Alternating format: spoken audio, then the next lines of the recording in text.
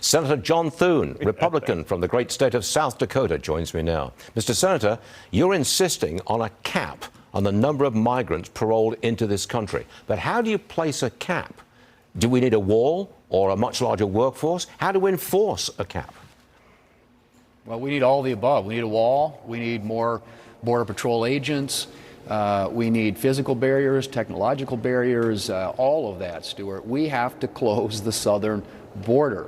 And this president has shown no interest in it. And the reason parole is important is because if you get into the United States today illegally, you have a 95% chance of being released into the interior. 95% of the people who come across the border illegally are being released into the United States.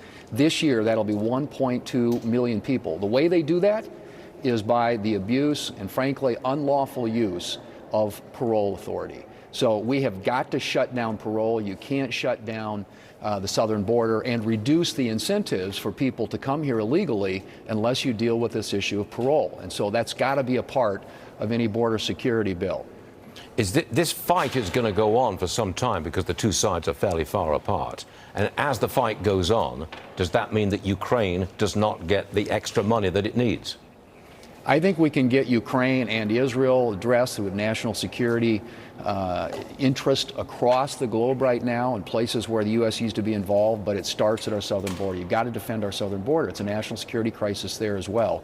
And I think you can do all that. I'm hopeful that we're going to be able to come together behind something that actually is real, that has serious border reforms in it, and that gets operational control of that southern border at a time when America is facing national security risks, not only all over the world, but right here in our backyard. We've got to fix that, Stuart. And parole's part of it. There are other elements of it, asylum, expedited removal. Those are all things that need to be addressed in this package. It's coming together. I hope it's strong. If it isn't, I'm guessing it won't draw the support that we need. But if it is, we ought to do everything we can to force this administration to do its job. Speaker Mike Johnson says Biden needs to show strength on the world stage. Watch this, please. Roll it. We need the commander-in-chief of this country, the president of the United States, to show strength on the world stage and not weakness. We cannot continue with the current status quo.